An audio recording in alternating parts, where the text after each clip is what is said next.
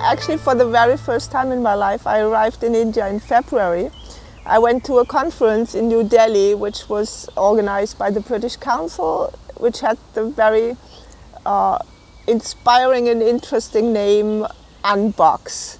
For 3 days, I learned about the startup scene in Delhi, in India. I learned about, how people approach local problems, what kind of topics they are dealing there. So this was a very nice entrance for me to come to India. After that, I went more or less on a vacation trip, and I ended up, and I also got stuck in Khajuraho, which is about 500 miles southeast of Delhi. It's there where all the old Kama Sutra temples are, where they all are. So it's a UNESCO World Heritage Site, and besides its beauty and besides its international flair, it's quite a relaxing, quite a comfortable place. I met a family there, one of the most powerful and richest family in this area, and I came to a bit closer to them, and they asked me, to my very much surprise, if I would love to build a school there. So I talked to them a couple of times. I talked to different people in the area, and when I left, I told them that within probably 2 weeks I will come back to them and tell them if I would do it or not. I arrived back in Europe, called a couple of my friends also from my international network, and actually after a week I called them and said, yes, I'm going to build the school there with you from the scratch. Incredible India.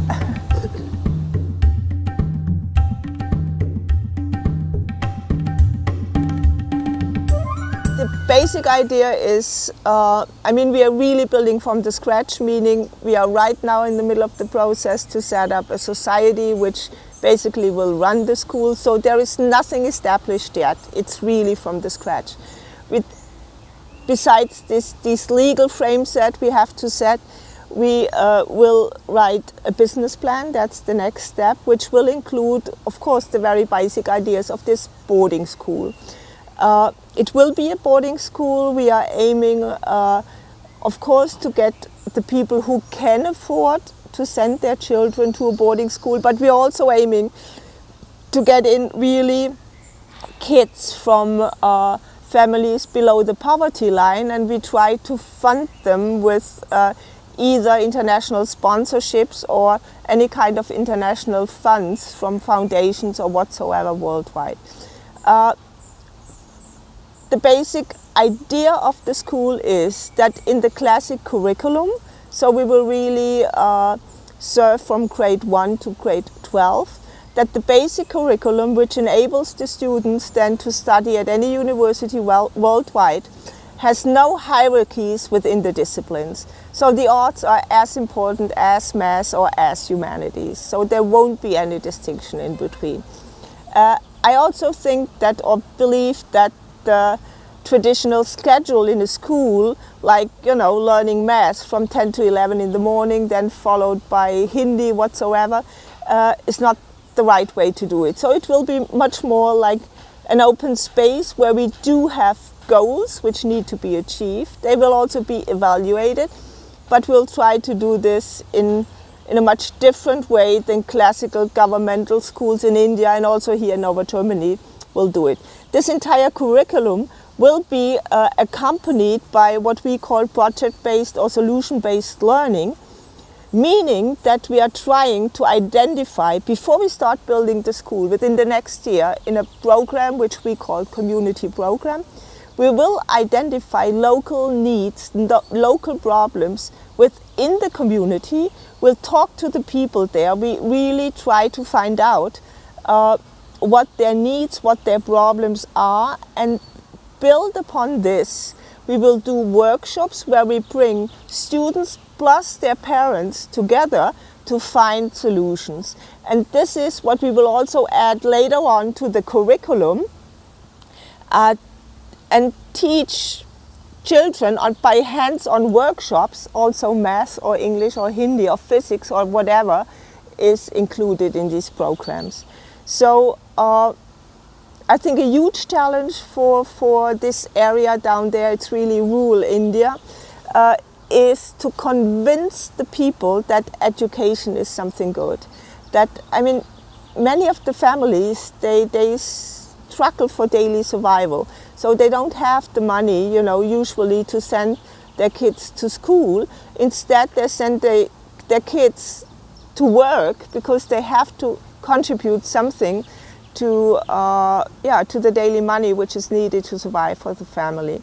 So these concepts, these workshops, these solution-based projects we are running, they have also to show that education have an immediate benefit for the families. That's the only way to get these kids in there, and that's the only way how we can succeed with this entire school concept. And this is something which would be pretty new in the Western world here, but I think that's the only way to do it in a country like India. So for this, my international network is hopefully very helpful, because I do believe that I can bring in people from the MIT who work like this. I can bring in people from design thinking schools from all over the world.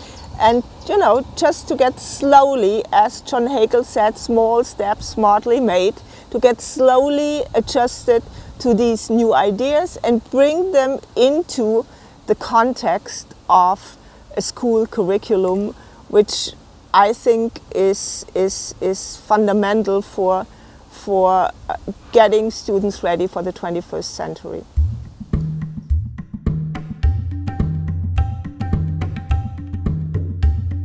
Finance, we got basic finance from the family, which we just set up the society with. They give us land, they provide accommodations for whoever is down there. They really do the part to all these organizations needed, to all the local organizations needed within this process.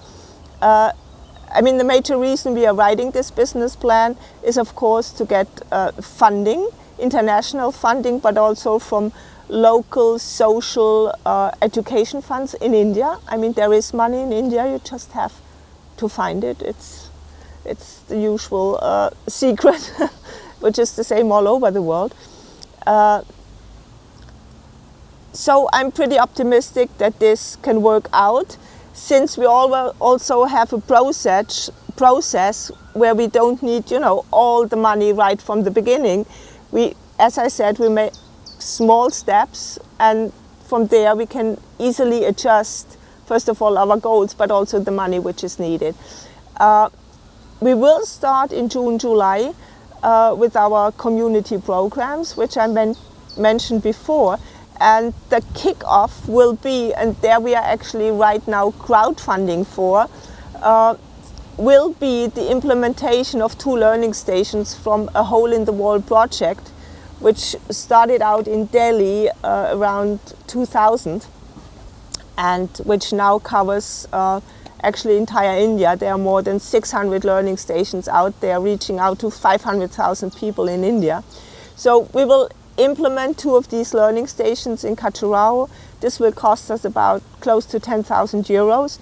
And we are right now in the middle of the crowdfunding campaign to get this entire thing started, because we think if we school does implement these 2 learning stations in Khajuraho, it first of all shows our commitment to the village, and secondly, it shows them that we will go a different way in education, and therefore it's really necessary and fundamental for our success there.